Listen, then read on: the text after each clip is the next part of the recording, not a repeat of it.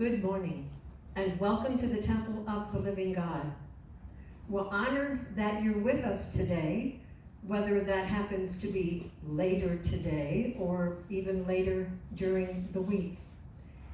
Even if our community is not together in physical space, we're always connected in spirit and in our hearts. None of us has ever been through anything like this before. We couldn't have imagined it even in our wildest nightmares. And moving through all this, day after day, can be overwhelming. How to find a calm space anywhere, just for a moment. I hope the following, from Faith in the Valley by Iyanla Van Zandt, helps you find a calm space, even if for a moment. Dear God, today I want to be still, to listen, to hear, and to know. Today I want to see and know myself as a reflection of you. I want the stillness of your love to shower me in the light of perfect peace, so that I may go forth stronger, wiser, and in readiness to do your perfect will. Today, I want to be still with you. Take away all that makes me race and worry and fear and doubt and rush away from myself. Take away the need to do, be, have, know, want anything other than the grace of your love. Show me myself today, Lord. Show me your perfect child on a divine mission, fulfilling your perfect purpose in a divine way.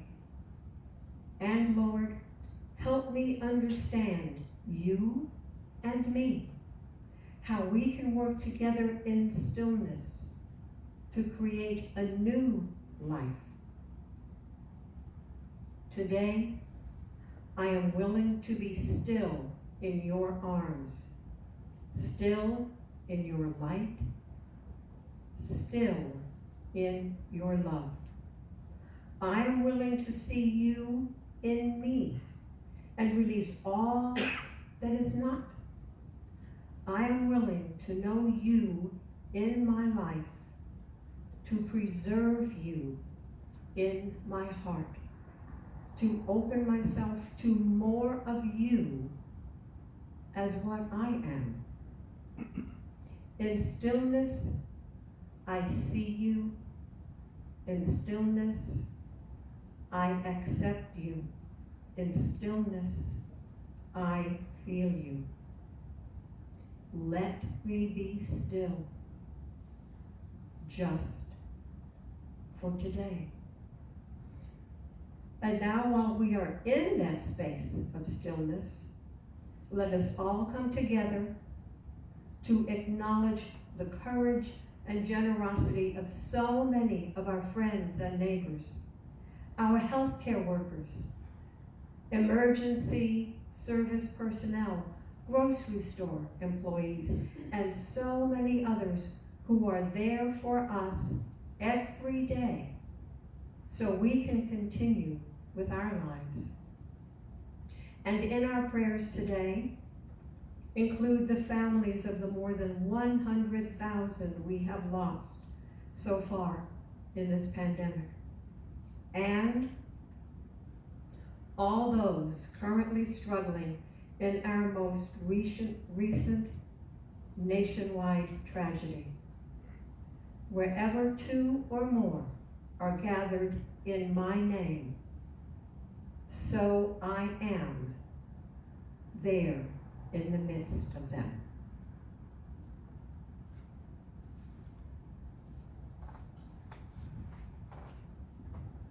Good morning.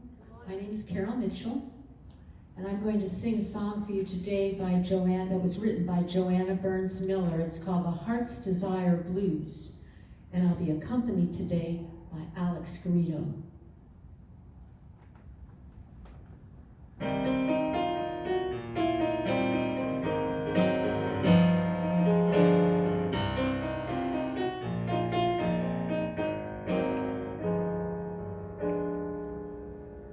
Sometimes it's hard to put it all together. You blame it on your partner, or you blame it on the weather. Sometimes it's hard to make the pieces fit, so you throw away the puzzle 'cause it seems easier to quit.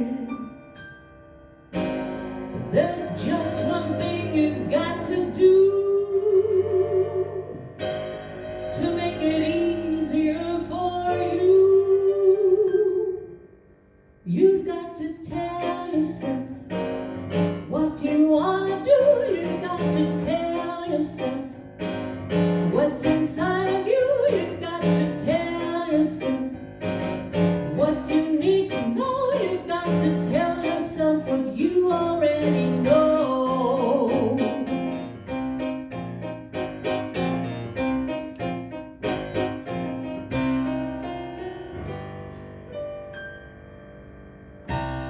All of us want things really, really bad, and we don't think that we can get them. It makes us feel so sad.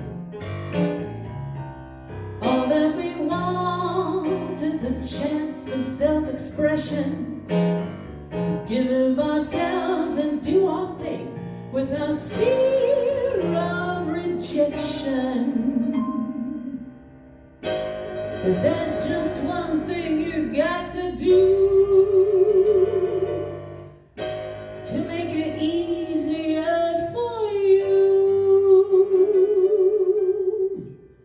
You've got to tell yourself what you want to do. You've got to tell yourself what's inside of you. You've got to tell yourself what you need to grow. You've got to tell yourself what you already know.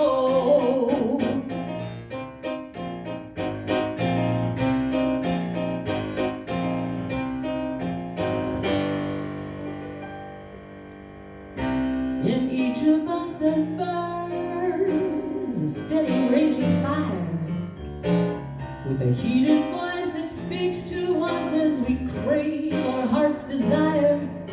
If we visualize, then affirmize, and send it through the air, our dreams will become reality if we sow our seeds with care.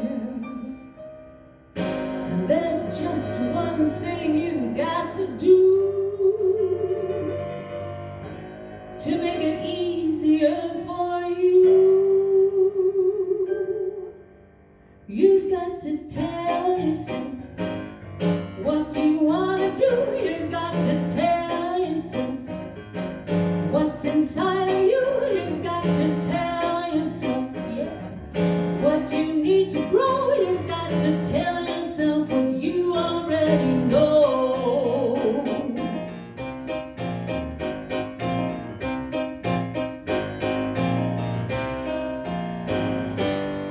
You've got the heart's desire blues,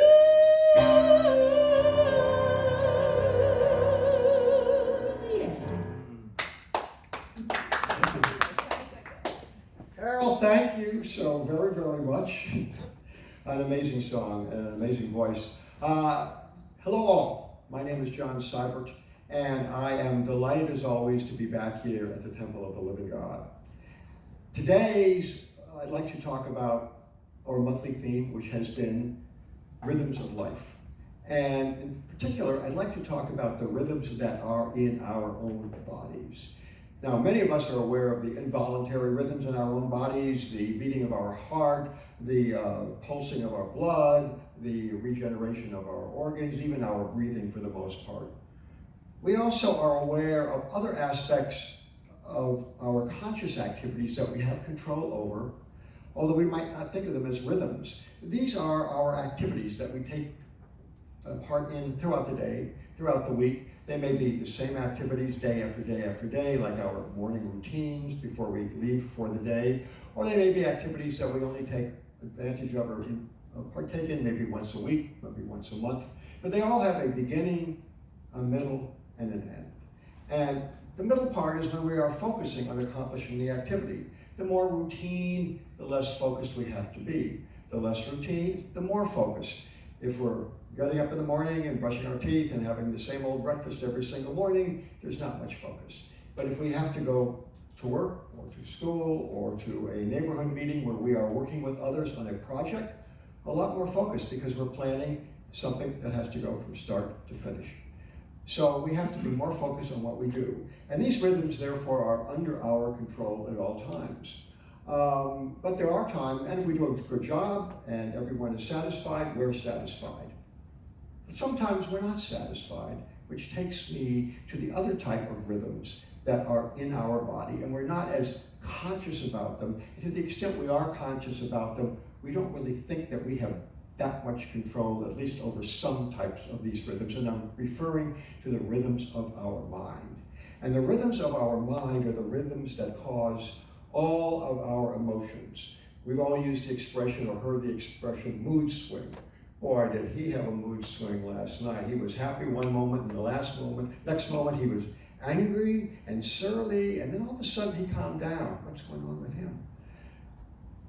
There are rhythm patterns. We might start off at a happy place, and for whatever reason, we get less happy, more agitated, more irritated, and we climb up to what is the apex of this particular curve of emotional discontent, anger. And then after a while, we might taper off. That emotion might melt down again, and we might maybe never get as happy as we were an hour earlier, but we won't be as unhappy as we were at the apex of the curve. For those of you who have heard me speak before, you know I like to infuse my talks with teachings of Buddha, the Buddha Shakyamuni, who lived 2,500 years ago in India.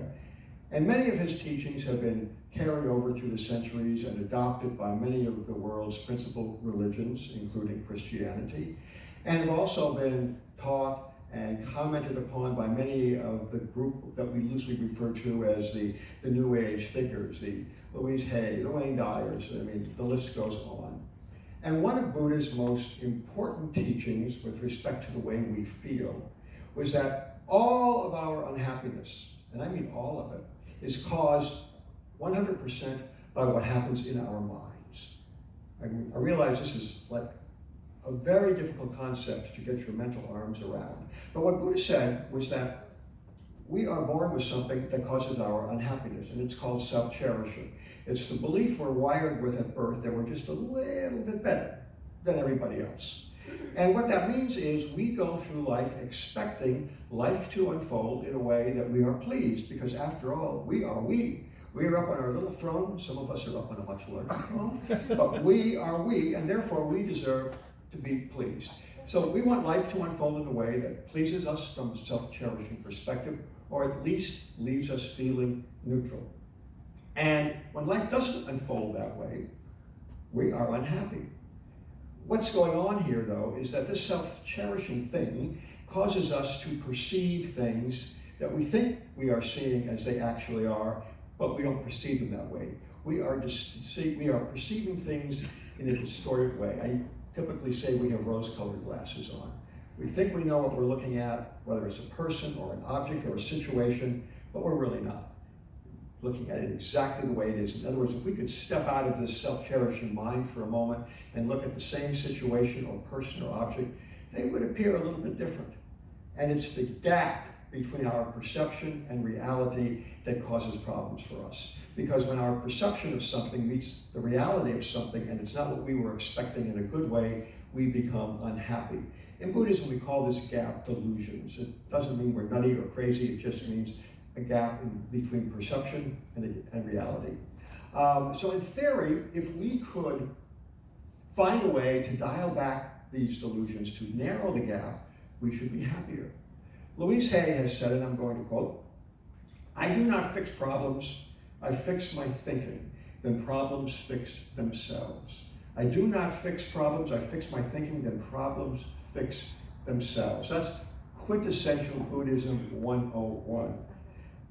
Delusions have rhythms, as you can see from the way I was moving my hands a moment ago. We can start at one emotional level of happiness, and before you know it, we've gotten to a higher level of unhappiness, and then we go down again on the other side of the curve. Let me give you a quick example. You are driving to work. This is an important day for you. You want to get to work on time because early after you arrive, you are supposed to be at a meeting where you are making a presentation. And people are coming from outside the office to hear your presentation. Obviously, it's important you do a good job because people are here are coming to see you. Now, you're in the car, you know traffic will be slow at this time of the day, but now you see the traffic is a lot slower than it normally is. You're in the center lane, traffic is moving slowly on the left and on the right of you and in front of you. So you got one eye on the road, you got one eye on the clock on the dashboard, and you're thinking, am I going to get to the office in time? Yeah, I think I am. And all of a sudden, this jerk driver just pops over from the left lane and stops right in front of you. He's still moving, but moving rather slowly now, even more slowly than the other cars. So your emotional little curve here has gone from feeling a little anxious about getting to the office on time to all of a sudden really irritated at that driver. And now, as the other cars are actually moving faster than you, you're getting more irritated because there's too much traffic for you to safely move into one of their lanes. And you're really going slower and slower, and the slower you go because of that jerk driver in front of you, the more angry you get. Finally, as you get closer to your office, you realize, I'm going to be late by about 10 minutes, but I'll still have time to finish my preparations for that meeting. So you're not as angry as you were, but you're not quite as peacefully anxious, if I can use that expression, by the time you get to the office because of what you've just been through.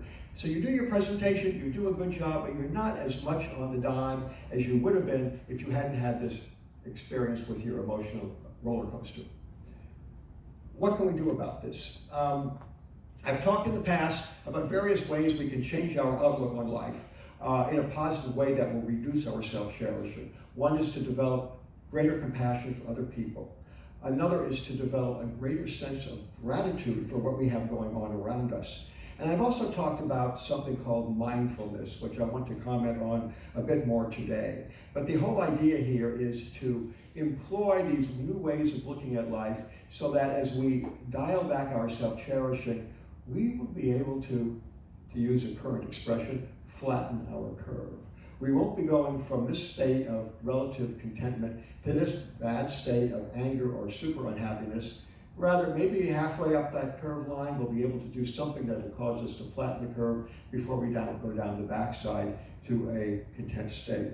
Buddha taught about mindfulness that it's really about being continually aware of everything going on around us as objectively as we possibly can, taking the temperature, not only just of our emotion, but of things going on around us. In other words, try to step out of your self-cherishing mind to look and see what is really happening.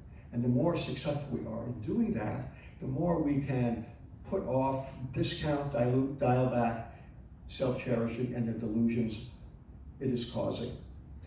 Some of you may have heard of Eckhart Tolle, who talks and writes about this a lot. He is always speaking about living in the now, which is his way of talking about living in a state of real objectivity.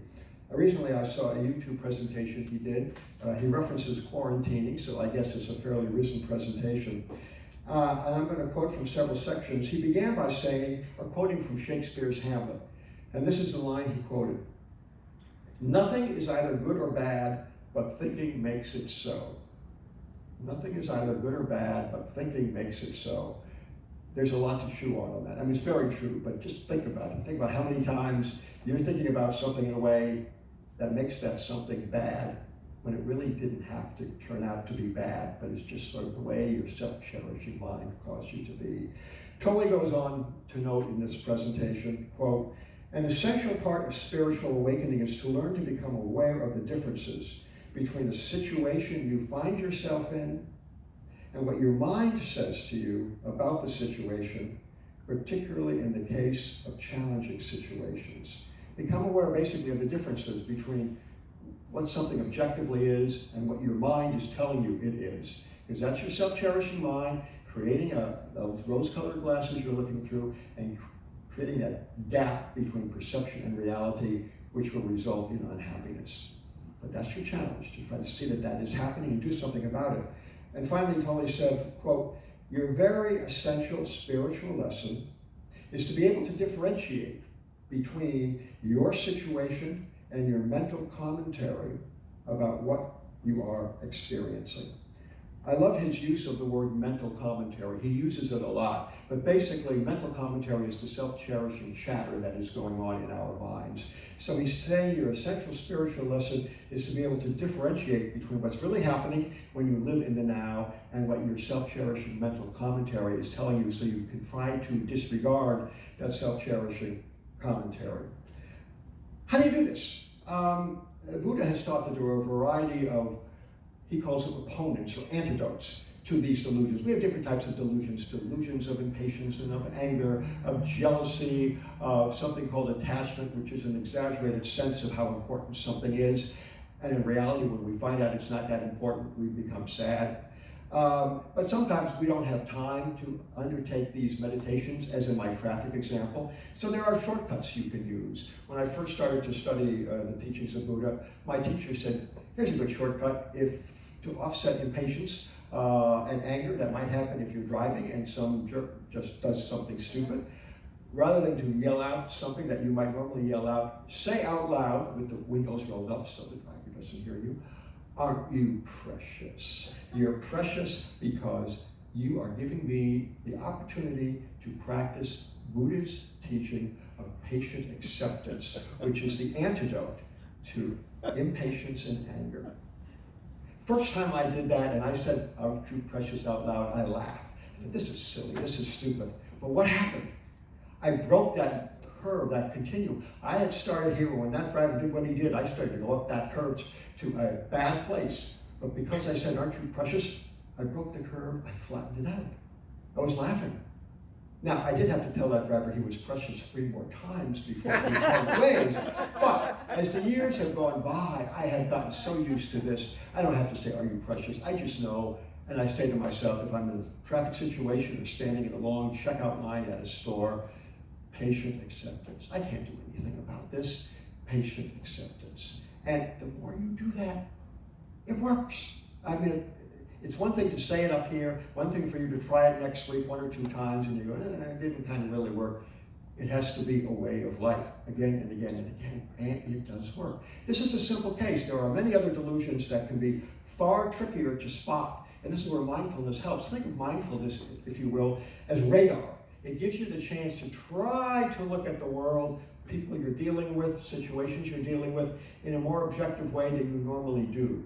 It takes a ton of practice. But when you think you can do that and you begin to see a situation developing that could cause you unhappiness because you're seeing a delusion surface, you're seeing something could happen because of my misperceptions of something that is at odds with the reality of it, and when they come together, I'm going to be unhappy. You can then adjust your perceptions. It's a challenge. It takes time. It takes focus. But you have the ability. It goes back to Carol's song. What you do is you act on something and you can do it. That's what it's all about. You can do it. So you have the power to reset your mind's rhythms. That is what is so critically important. That, I hope, is the lesson that you take away from you today. It has been a pleasure speaking with you. And may God bless you today and on the remainder of your journey in this life. Thank you. And now I would like to invite Daniel Harris up to the platform to grace us with his wonderful voice and a closing song. Man, sounds like he's been in my car. Thanks, John. Ready when you are, brother. I know you guys have heard this song before because we're going to do it again. So if you're home, sing with us. And can't wait to see you next week. Oh, spoiler. I am so blessed. I am so blessed. I am so grateful for all that I have. I am so blessed. I am so blessed. I am so grateful. I am so blessed. I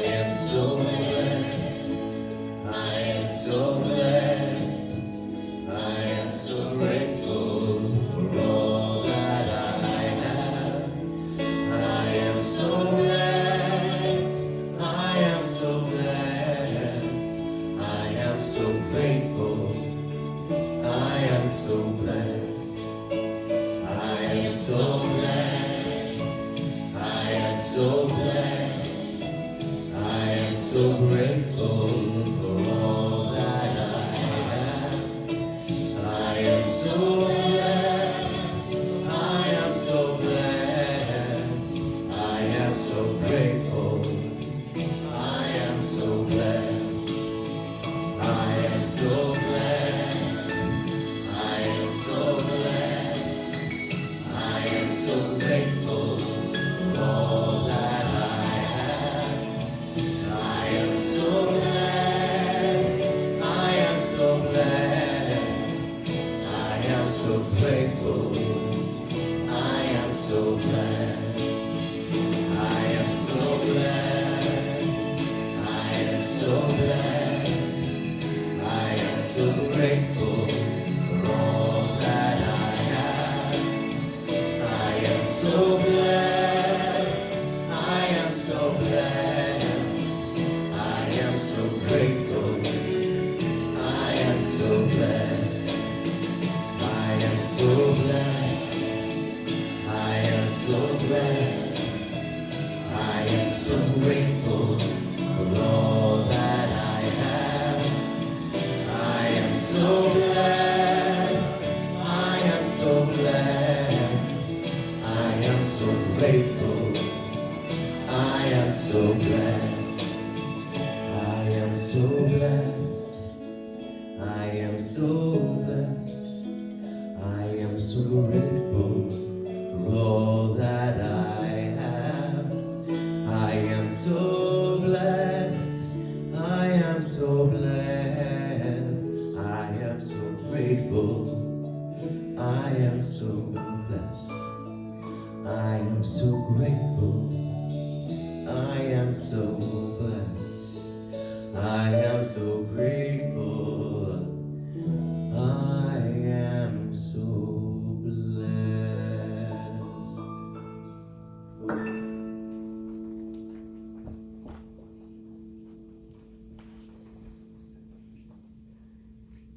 Thank all of you for being out there with us today, and I'd like to just take a minute and let you know that the temple will be opening next Sunday.